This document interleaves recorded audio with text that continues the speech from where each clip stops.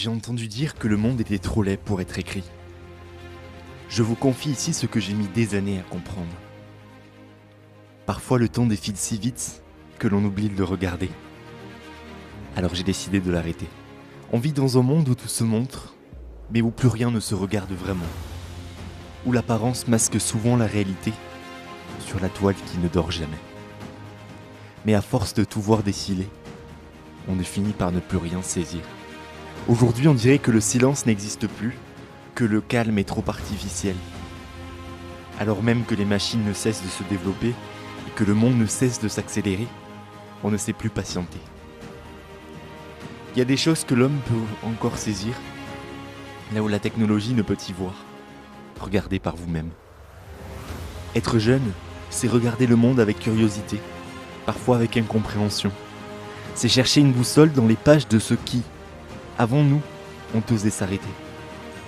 Qui nous aient raconté des histoires réelles ou fictives, capturer l'instant comme le font les peintres. On a tous été bercés par l'écriture.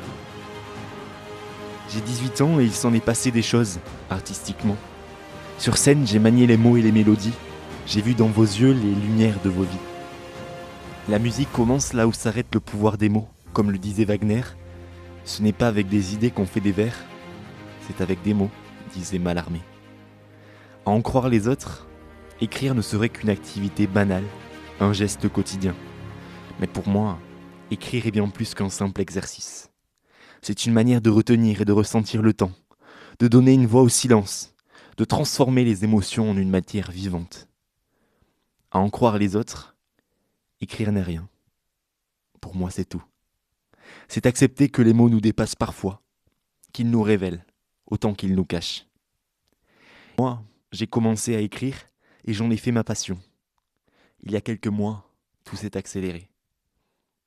Une maison d'édition m'a fait confiance, et voilà qu'aujourd'hui, j'ai le plaisir de vous annoncer la sortie de mon premier recueil de poésie. À en croire les autres.